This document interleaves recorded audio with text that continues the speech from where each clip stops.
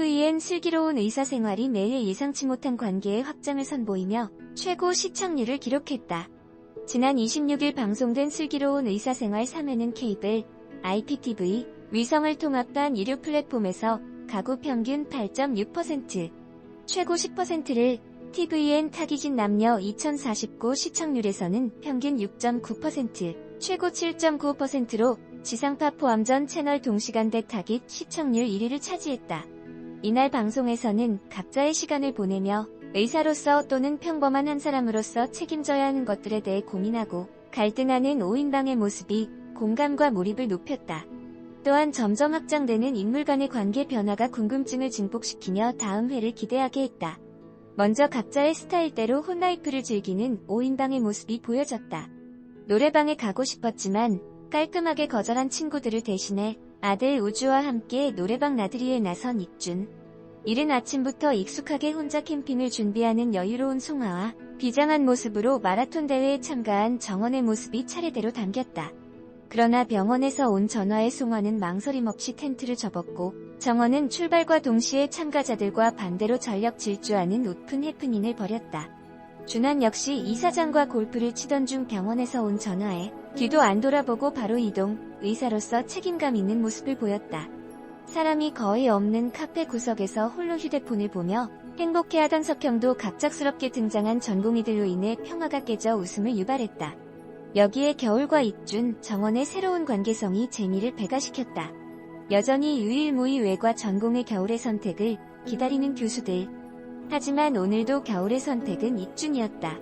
최근 겨울은 익준의 수술 보조를 선택하는 일이 잦았고 거기에는 의외의 반전이 있었다. 바로 겨울이 정원을 좋아하게 됐고 익준이 겨울에게 정원의 사진과 정보를 전달하면서 그녀의 원픽을 받게 된 것. 지난 2회에서 정원에게 지적을 당한 겨울이었기에 좋아하는 감정으로 이어진 예상치 못한 관계의 확장이 흥미를 자극했다. 특히 정원이 신부 추천서를 받은 사실이 공개되면서 앞으로의 전개에 더욱 기대가 모아졌다. 준환이 흉부외과에 들어오게 된 이유가 공개돼 가슴을 찡하게 했다. 실습생들에게는 우스갯소리로 말했지만 사실 준환은 20대 시절 세차게 뛰는 심장 소리에 감동받아 흉부외과를 결정했었다. 멈췄던 아기 심장을 교수님이 다시 뛰게 해주셨어요. 저 흉부외과 가겠습니다라고 말하는 준환의 벅찬 모습에서 까칠한 줄만 알았던 그의 따뜻한 마음이 느껴져 감동을 자아냈다. 준환의 츤데레 매력은 다른 곳에서도 발산됐다. 자신의 딸 결혼식 후로 수술을 미루고 싶다는 예비 신부 아빠의 간곡한 부탁을 단칼에 잘라낸 준환. 하지만 제학의 은색 양복을 빌려 아무도 모르게 결혼식에 참석해 심쿵 매력을 뽐냈다. 또한 치용은 자신에게 끝없이 질문을 쏟아대는 송화의 앞에서 자꾸만 긴장한 모습을 보였다. 그런 치용을 바라보며 송화는 이 일이 힘은 드는데 금세 익숙해져. 근데 익숙해질 게 따로 있지 우리 일은 그러면 안 되잖아. 너 싫어서 그런 거 아니니까.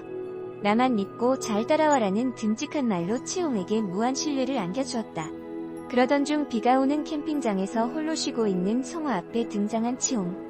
그의 생일날 신발을 선물한 주인이 치용이라는 사실이 밝혀지면서 두 사람의 관계 변화에도 기대가 모아졌다. 이후 상황 때문에 오랜 기간 떨어져 지내야 했던 익준의 아내 혜정은 등장과 함께 이혼을 통보, 익준을 당혹스럽게 했다. 아내에게 다른 남자가 생겼다는 사실을 알게 된 익준과 혜정의 관계가 어떤 결말을 향해 갈지 관심이 집중된다. 특히 어린이날 전날에 퇴원한 익준의 환자가 교통사고를 당해 장기 기증 뇌사자로 익준의 앞에 다시 나타나 안타까움을 더했다. 익준은 심장 적출을 10분만 미룰 수 있냐고 물었고 바로 해달라는 강원대 병원팀을 향해 다시 한번 진지하게 부탁했다. 매년 어린이날마다 아빠 때문에 울면서 보낼 아이를 위해 사망 날짜를 어린이날 다음날로 하고 싶었던 익준의 따뜻한 배려는 보는 이들의 마음까지 울렸다. 슬기로운 의사생활은 매주 목요일 오후 9시 방송된다. 슬기로운 의사생활 3회 줄거리. 이익준이 아내 혜정의 이혼 통보에 이어 그가 퇴원시킨 환자가 뇌사 상태에 빠지거나 곽선영이 사고를 당하는 등 최악의 어린이날을 맞았습니다. 어린이 환자의 보호자에게 부탁을 받고 왕주사를 찾던 정원은 착한 아이를 괴롭힌다며 보호자에게 느닷없이 악당 취급을 받습니다. 선생님 상호 왔어요. 상호 입속에 뭐가 들었나 한번 볼까요? 선생님이 잘못했어요. 왕주사 대신 깎아줄게요. 울기 시작하는 애기 상우를 달래며 진료하는 안정원의 슬기로운 의사생활에 하루가 시작됩니다. 김준환의 진료실. 준환은 위험한 상황의 환자에게 바로 수술을 할 것을 권유합니다. 항생제로는 치료가 어렵다며 균덩어리가 뇌로 가면 위험해져서 뇌졸중이나 심장마비에 위험이 있다고 수술을 서두릅니다. 환자는 3일 뒤 딸의 결혼식이라고 잠시만 수술을 미루면 안 되겠냐고 얘기합니다. 그러나 얄짤없게 거절하는 김준환. 안 돼요. 돌아가시고 싶으시면 그렇게 하세요. 진료 볼 때 옆에 같이 있었던 환자의 보호자인 딸이 간호사에게 준환에 대한 불만을 얘기합니다. 저 의사는 왜 저렇게 싸가지가 없어요? 이 말에 그건 저희도 알고 있는 사실이라고 대답하네요. 어딘가 비장함이 감도는 회의실 분위기. 여기에 모인 의사들은 이 병원의 유일한 외과 전공의인 장겨울의 선택을 기다리고 있습니다. 동료 의사들은 저마다 흔치 않은 경험이라며 소란스럽게 겨울에게 어필했지만 겨울은 결국 익준의 수술을 선택합니다. 저번에 처음 들어온 신입 홍도와 윤복은 앞으로 김준환이 진행하는 선천적 신장병을 가진 아이의 수술을 지켜보게 됩니다. 이야기는 당장 수술을 해야 되는 상황인데 갑자기 아이의 상태가 나빠져 부모님을 부르고 준환은 아기가 폐렴기가 있어서 당장은 수술을 못한다고 설명합니다. 그런 아기 앞에 나타난 나이가 20살인 어린 부모를 보고 홍도와 윤복이 놀랍니다. 김준환은 발랄한 복장에 못지않게 담담한 부모의 태도에도 좀 당황을 합니다. 이들 부부의 모습을 본 간호사들의 대화. 멘탈 대단하신 분들이네. 철이 없는 거죠? 아기 엄마 나이가 2000년생이에요. 그 말을 들은 김준환이 한마디 합니다. 시크해서 좋네 뭐. 윤복은 아픈 아기가 안쓰러워서 아기에게 아프지 말지라고 말합니다. 그 애기는 그 말을 알아듣는 듯이 윤복이의 손을 꼭 잡습니다. 즐거운 점심시간이 되었어요. 점심시간 모인 5명의 슬기로운 의사 친구들. 쿨의 아로하가 흘러나오는 송화의 방. 점심 준비를 하면서 쿨의 아로하가 서로의 애창곡이라고 우깁니다. 안정원은 이 노래를 잘 부른다는 김준환에게 하와이에서 어떤 사연이 있었지 않냐고 친구들은 궁금해합니다. 대학 시절의 추억에 대해 얘기하는 친구들. 아로하로 공연한 적이 없다고 하는데 알고 봤더니 대학 시절 밴드가 아닌 개그 동아리로 등록해 놓았던 사람이 익준이었다고 놀립니다. 우리가 이 노래로 공연 나간다고 밤새 연습했었는데 저 새끼가 우리를 애초에 개그 동아리로 등록했었잖아. 익준은 석형의 바지에 마마보이라는 낙서를 하면서 얘기합니다. 그럼 니들 수준이 개그지 밴드야? 나 아니었음 공연장에서 니들 맞아 죽었어. 그럼 노래 얘기 나온 김에 저녁에 노래방에 가자는 익준에게 각자의 핑계를 대는 친구들입니다. 송화는 시간이 없고 오랜만에 캠핑을 간다고 하고 준환은 수술병원 원장님이랑 이사장님이랑 골프 약속이 있다 하고 정원은 컨퍼런스 하프 마라톤 해야 한다 하고 석형은 엄마랑 마트를 갈 거라 합니다. 이 친구들의 말에 심하게 삐지는 익준입니다. 나도 바빠 우주랑 영화도 봐야 하고 우주랑 색칠 공부도 해야 되고 우주랑 추어탕도 먹어야 돼. 나도 안 간다고. 익준은 삐져서 방을 나가고 나머지 친구들은 익준이 분명히 노래방을 갈 거라고 입을 모아 얘기합니다. 결국 친구들의 예상대로 우주와 노래방 앞에 딱 서 있는 익준입니다. 우주야 여기 어디게? 나이트? 누가 그래? 고모가. 터미네이트 고모가 아빠 옛날에 나이트라는 곳에서 살았다고 그랬어. 나이트 죽돌이라고 했어. 그 말을 들은 열이 좀 받다가 이내 과거의 첫 밴드 공연을 했을 때를 떠올리며 뭉클하다 합니다. 5인방의 학생 때 5명의 추억이 깃든 장소 노래방. 시간과 장면은 과거로 향합니다.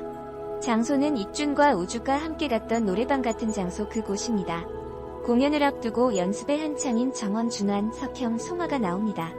그때 쿨의 아로하가 흘러나오고 익준이 문을 열고 등장하며 노래를 열창합니다.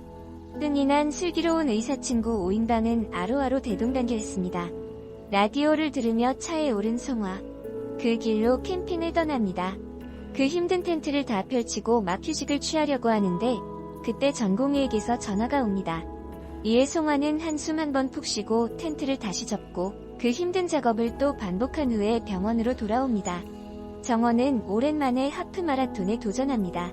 시작 신호와 함께 모두 서서히 뛰기 시작하지만 정원은 병원에 연락을 받고 사람들을 제치고 역주행합니다. 준환은 골프를 치고 병원에 돌아옵니다. 정원도 마라톤 마치고 병원으로 돌아옵니다. 입준과 준환이 환자에 대한 얘기를 나누다가 정원이 신부에 대한 열망을 버리지 않은 사실을 알게 됩니다. 걔는 미키, 여동생은 익순이, 입준이 키우던 개 이름과 입준의 여동생 이름을 헛갈려하는 준환 때문에 투닥거리다가 준환이 정원의 신부 추천서를 발견하고 걱정을 하고 있는데 입준의 부인에게서 전화 오고 오랜만에 한국으로 들어온다는 반가운 소식. 육혜정을 입준에게 소개시켜준 사람은 정원이 퉁명스럽게 얘기합니다.